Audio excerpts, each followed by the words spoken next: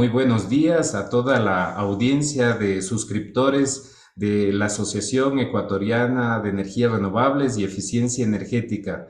Nosotros tenemos el placer y el gusto de dar la bienvenida al flamante ministro de Energía, Fernando Santos Albite, que fue nombrado hace muy pocas semanas por el presidente Guillermo Lasso para dirigir la cartera del Ministerio de Energía y Minas. Muy buenos días, señor ministro, y qué bueno que nos esté acompañando aquí. Muy buenos días, Eduardo. Muchas gracias por invitarme. Un honor. Conozco de las labores del instituto tan importantes para esta transición energética en la cual el mundo está empeñado y quizás nosotros un poco atrasados, pero adelante, un gusto estar con usted. Qué bueno, señor ministro, y qué gusto también tenerlo aquí nuevamente al frente de tan importante cartera de Estado que involucra no solamente al sector petrolero, al sector minero y también a la electricidad y algo que es muy importante hoy en día, la energía renovable y la eficiencia energética. Así que en ese contexto, la última semana se presentaron grandes ofertas de compañías importantes a nivel internacional dentro de una licitación que ya lleva casi un año de gestación y que finalmente se presentaron tanto las ofertas técnicas como las ofertas económicas hace 2 viernes. En ese contexto vimos con mucha admiración cuánta posibilidad de proyectos se pueden desarrollar en el país y este bloque de energías de 500 megavatios va a dar un respiro y un alivio a todos los nuevos procesos, emprendimientos, tanto de compañías nacionales como de compañías extranjeras. ¿Usted cómo ve ese desarrollo de esta subasta? Por favor. Estuve presente, Eduardo, en la apertura de los sobres y me quedé muy sorprendido, obviamente, que se haya alcanzado la meta de los 500 megavatios y un poco más. Eh, y lo importante, como usted ha dicho a lo largo de mucho tiempo, es en su actividad, es que son energías renovables, ¿verdad? Eólica, hidráulica, solar. Así es que compañías de mucho prestigio, estamos muy contentos, esperemos que los precios sean interesantes para el país, pero es uno de varios proyectos. También quizás déjeme un par de minutos eh, recordarle que ya se terminó la negociación de dos proyectos de energías renovables que son Millonaco y El Aromo, que estuvieron trabados para poner una palabra y no surgían.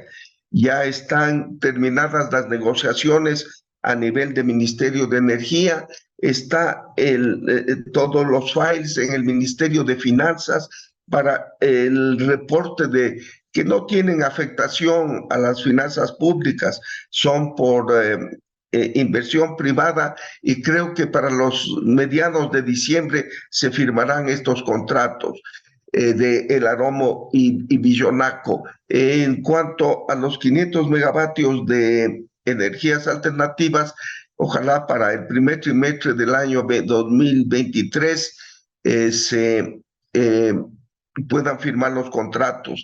Así es que el país está entrando con gran fuerza, estamos hablando de una cantidad apreciable en las energías alternativas. Esa es la filosofía del gobierno. Somos un país petrolero, yo he sido petrolero más de 50 años, pero ya también he hecho mi conversión íntima y radical de volcarme a las energías alternativas. No, y qué gusto que el país esté dando buenos pasos. Justamente el retraso que se tuvo para la firma de estos dos contratos importantes, bueno, son tres contratos de las últimas licitaciones, el de Aromo, Villonaco, Conolopus, van a dar seguramente una certeza de inversión para nuestro país, la certeza de pago, las condiciones jurídicas necesarias que requiere el desarrollador de proyectos, el EPCista y toda la cadena de valor que hay detrás de la gestión de estos proyectos de energía renovable, donde se crea también muchísimo empleo, hay un involucramiento de justamente las comunidades aledañas a la zona para tener un mejor desenvolvimiento ambiental, social, económico y de trabajo. En ese aspecto celebramos mucho que ya se hayan terminado todas las negociaciones con las compañías internacionales que participaron y dieron un voto de fe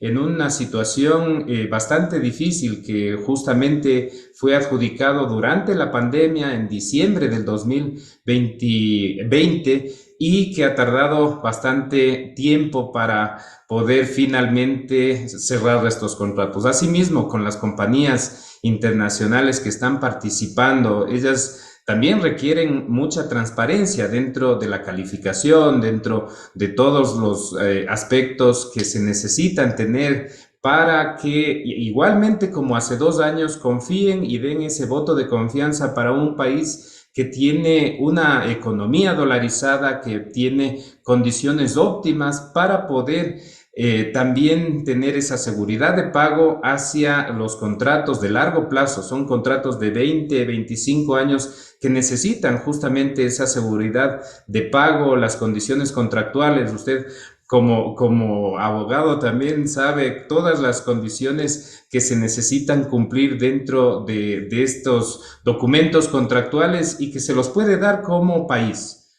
¿Cómo le parece esto? Muy acertada su conclusión, Eduardo. Mire, me han visitado el embajador de los Estados Unidos y el embajador de Francia precisamente a tratar de estos temas. Eh, el embajador americano me visitó apenas tenía yo 2 días de posesionado, cosa que le hice la broma a mi mujer, creo que viene a retirarme la visa porque me han pedido tan rápido la cita, pero es un gran enamorado del Ecuador. Eh, Habló más que nada de el papel que está jugando el gobierno de los Estados Unidos en el financiamiento de estos dos, Billonaco y el Aromo. Yo en realidad conocía ligeramente, pero me explicó que la Development Financial Corporation, que era el antiguo Exim Bank de los Estados Unidos, ¿verdad?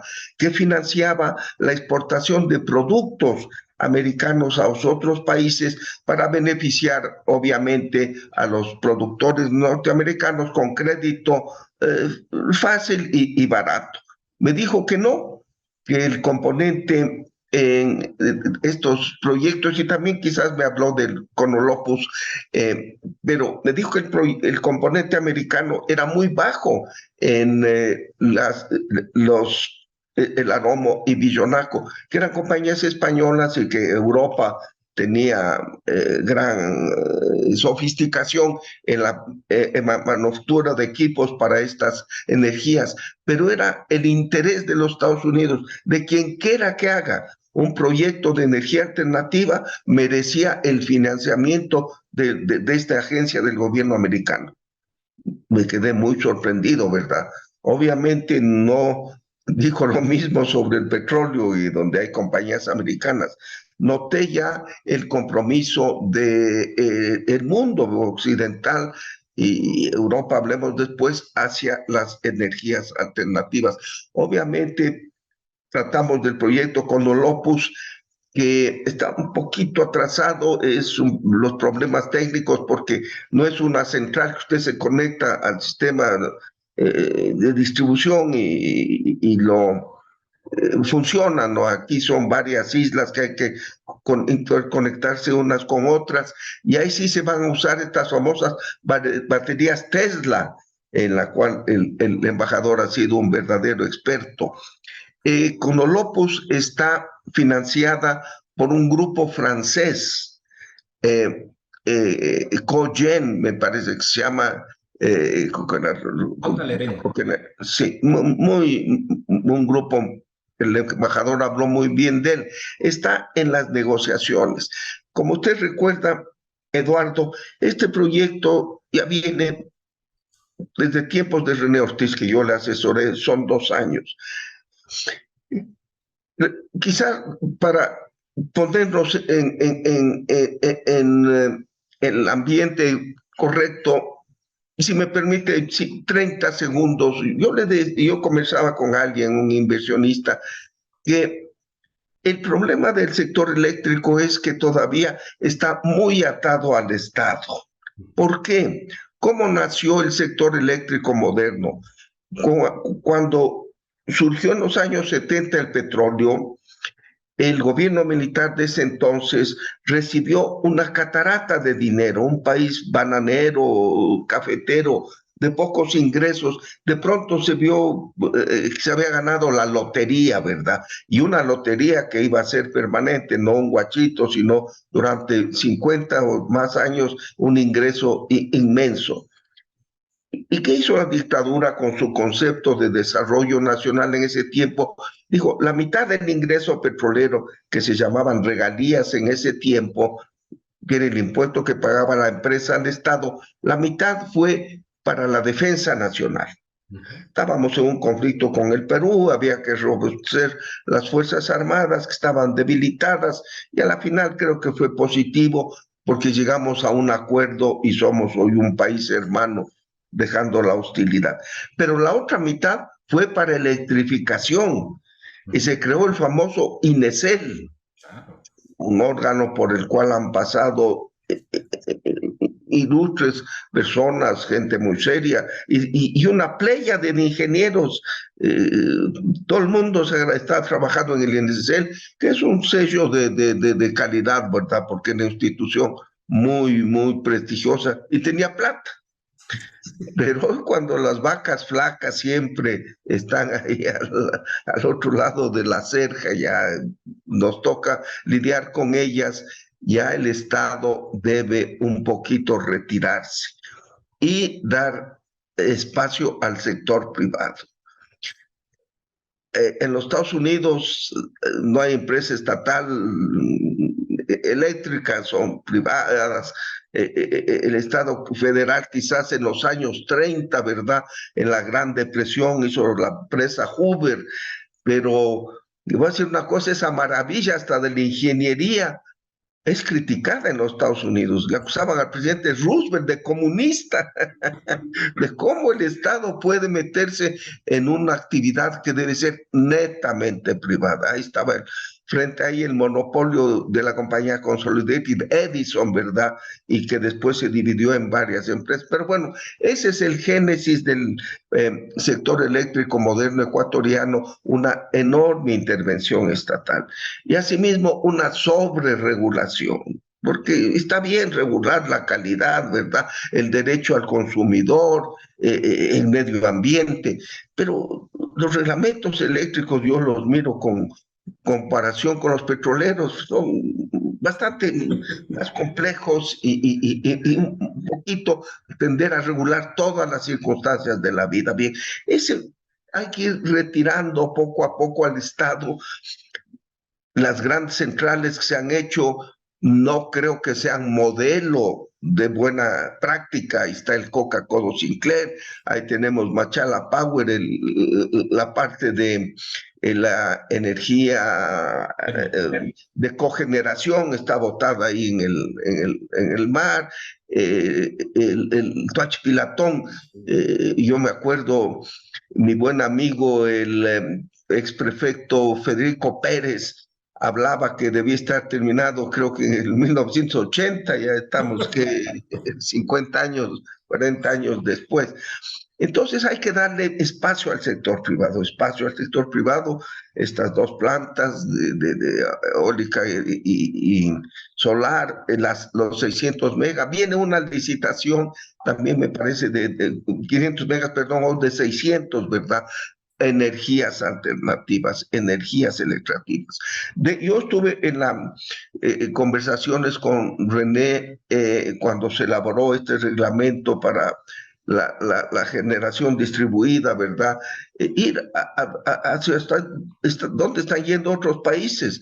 Yo tengo un pariente político que vive en Panamá y vino el otro día y me contaba de esto, que tiene 3 urbanizaciones en donde está poniendo estas plantas de generación solar en el techo, y la gente está feliz del ahorro energético.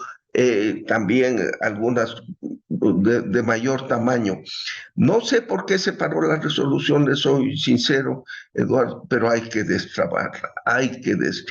Sí, Eh, Porque también el INESEL o el sector eléctrico piensa en grande en el Plan Nacional de Electrificación, ¿verdad? Con parámetros que vienen de hace 50 años, y obviamente se los actualiza, pero como que se olvida de esta dinámica del sector privado. Hay que darle más espacio. Hay 2 plantas que el presidente está muy interesado, 2 proyectos para ser más específicos, son el Cardenillo y el Santiago. Especialmente ante la crisis del coca, el presidente quiere estos 2 proyectos que los licite la empresa privada. No más Cocas, Codo Sinclair, no más Toachis, Pilatones. La empresa privada, con su enorme potencial, su técnica, su esfuerzo, y su riesgo, porque si les sale mal, ellos pierden. Si no, el, el, el, el ganan. Así es que a ellos les interesa que sean lo más rápido. Así es que vamos, 2 grandes objetivos, estamos trabajando. Primero, las regulaciones estas que traban un poquito al sector privado. Si usted viera, cuando yo estaba de asesor de René Ortiz, los autogeneradores, gente que había arriesgado su plata, todos los días me venía al ministro, pero por favor, ¿cómo me cambian esta regulación? Me están poniendo fuera del mercado. claro. El problema social también, usted conoce, Eduardo, se ha vuelto un poquito crítico. El señor Yacu Pérez, que está dedicado a molestar de que las empresas, el agua se están llevando, cuando el agua que ingresa, la planta sale, está más limpia, ¿no? Pero que están destruyendo la naturaleza. Así es que hay amenazas, pero lo que sí, la filosofía y que me implantó el presidente Lazo, y con la que concuerdo plenamente, es el Estado. Un poquito dejemos de descansar, que regule, que controle, ¿verdad?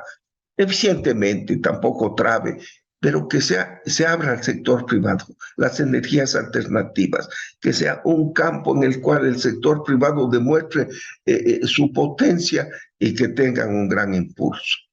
Así es que fíjate, había otro plan muy interesante, que era esta planta de Machala Power, conceder Termomachala, perdón, conceder el área de Amistad para que se busque más gas. Ujú. Recuerdo lamentablemente con dolor al país que Petroecuador dijo: sí voy a encontrar gas, yo soy una empresa de hidrocarburos, y votaron 580 millones de dólares y no encontraron una burbuja de gas. 580 millones de dólares. Bien, Muchísimo dinero. entonces, muchísimo dinero. Que sea la empresa privada la que encuentre gas. Yo soy optimista de que se hay y que exista un suministro para las plantas de liquefacción y para Machala Power, que llegue a su potencia con el ciclo combinado, pero todo con intervención del sector privado, En a ese, energías alternativas y con toda la facilidad. en ese contexto vemos esa visión que ya tuvo el ministro Ortiz en su época, también de hacer una participación del sector privado activa, eficiente y sobre todo que se ejecuten proyectos, porque al final es para beneficio del país. Y se tiene, por ejemplo, en el caso de un proyecto como Toachi Pilatón, como usted mismo lo resumió, que estaba en mira desde hace muchísimos años. Cualquier retraso de ese proyecto que no fue el más barato de la región ni de lejos, de la tecnología, todo eso afecta al erario nacional. Nosotros tenemos ya un déficit tarifario, un déficit del sector eléctrico, que son más o menos 1.200 millones de dólares por año. Ese déficit, que significa ya traducido en tarifa, la tarifa y los costos reales de producción, de generación, transmisión y distribución, son acerca de los 16 centavos de dólar por kilovatio hora. Y el nivel de recaudación o lo que da el tarifario, o el tarifario vigente es alrededor de 10 centavos. Hay un subsidio encubierto de casi 6 centavos que por cada tipo de generación privada, si vamos al ejemplo de generación distribuida, cada prosumidor, cada productor, consumidor que aporta sus kilovatios, está reduciendo esa brecha, está dejando al Estado, le está ahorrando al Estado 6 centavos por kilovatio. Parecería poco, pero eso sumado a nivel nacional,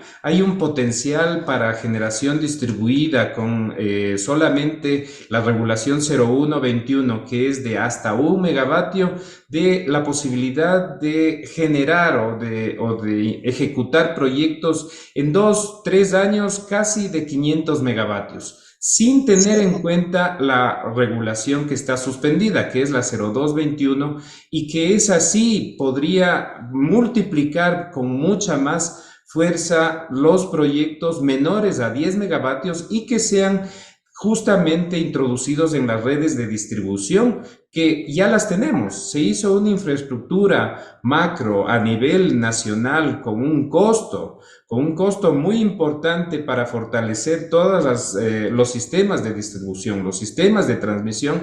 Ahora solamente se necesitaría aprovechar de esa infraestructura que ya gastó el Estado, dando las condiciones óptimas para que ahí sí la empresa privada pueda hacer sus inversiones a costo y riesgo de las empresas y que tengan condiciones favorables de un contrato compra-venta que se lo lleva en el mundo. Por eso es que se desarrollan todos estos mercados en Colombia, en Panamá, República Dominicana, no muy lejos, Chile, Perú, Brasil tiene instalados casi 2.000 megavatios en solo un año y en año de pandemia. Nosotros tenemos posibilidades infinitas en un país lleno de recursos. Entonces, tenemos mucha esperanza que su gestión también apuntale justamente y destrabe estos conceptos. Como usted lo dijo, el plan maestro de electrificación, el plan maestro eléctrico,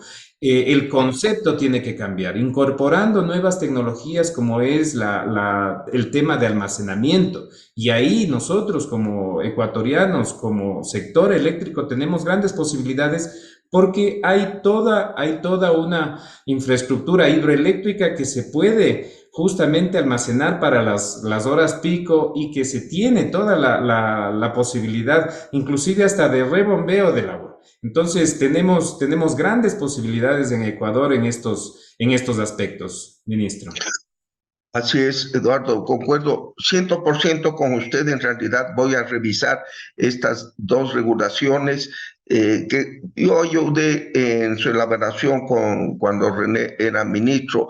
Lo que pasa es que el presidente me encargó y me dijo, tienes que destrabar el Aromo y Villonaco, que ya es insoportable. Porque le voy a contar una anécdota. Fueron el ministro Salas, que es un hombre muy de bien, ¿verdad? Que promueve la inversión extranjera a España con una gran delegación, porque cuando los empleados del Estado viajan les gusta, como Luis XIV cuando se desplazaba con su corte, ¿verdad? En gran número. Fueron a España a hablar de las bondades que ofrece el Ecuador para la inversión extranjera, el sector eléctrico. Entonces paró un señor de una compañía que no quiero dar el nombre y dijo, verá, señor, yo tengo el proyecto desde hace 2 años adjudicado y no me han firmado el contrato. Y se me llama cada 15 días a Quito, linda ciudad, dice, ya voy 6 veces. Ya mi esposa no me cree porque no regreso con firmado el contrato. Así es que tuvimos, pues el presidente se molestó y dijo que se firmen estos contratos y ya se lo van a firmar, usted verá en la prensa de que está al día en los próximos días. Así es que también soy un fiel creyente en el sector privado. El Estado tiene que existir, si no el caos se apoderaría de la sociedad, pero para controlar, para regular, no comerciar. No comerciar, dejen eso al Estado, ya. 50 años, 60 años de monopolio, suficiente. Así es que tenga en mí un hombre que impulsará el sector. Esta, Y no es difícil, y no es difícil. generación regular, usted me dice, se puede crear empleos, tanto empleo, ¿no? El sistema, como usted muy bien lo anota, está un poquito, la contabilidad no ajusta, pero los costos de capital de esos inmensos proyectos no le toman en cuenta para la tarifa. No, pues eso es absurdo, no. Entonces ahí se crea todo el tipo de subsidios y cruzados y una maraña. Y el hecho es que el Ecuador, en cuanto a generación, es bastante deficiente frente a sus vecinos. Chile, Perú, especialmente Chile debe generar, la generación debe ser 4 o 5 veces por cápita más grande que en el Ecuador. El sector camaronero, que es un sector de tanta dinamia y que ruega que por favor, que le molesta quemar diésel, a veces no le quieren dar, porque tiene un pequeño subsidio, electrificarlos. Ellos mismos quieren hacer las instalaciones, ¿no? Así es que darle un gran impulso al sector privado. Voy a revisar y pedir, tenemos muy buenos técnicos en el ministerio, que se revisen estas regulaciones. No sé por qué están paradas, les soy sincero, pero hay que darles el impulso. Claro, y justamente introducir nuevos conceptos, que eso es lo más valioso. El tema de almacenamiento dentro de la capacidad de planificación del Estado, porque son tecnologías que ya se están usando, que ya son viables, ya son eficientes. No hablemos solamente del almacenamiento como una batería, que ese es el típico ejemplo. Hay una diversidad de tipos de almacenamiento de energía, inclusive para aliviar las curvas de carga de las subestaciones más conflictivas. Porque ahora pico ya la situación en algunas subestaciones dentro de los centros de carga importantes que son Quito, o Guayaquil, requieren de una infraestructura mayor. Pero más allá de eso, también conocemos que hay organismos internacionales de cooperación, la cooperación de la USAID, que también está muy activa asesorando al ministerio desde hace 2 años. Con el ministro Ortiz se empezó justamente este asesoramiento de USAID, viendo las oportunidades que tiene Ecuador para abrirse a mayor incremento de su capacidad en energía renovable, en eficiencia energética.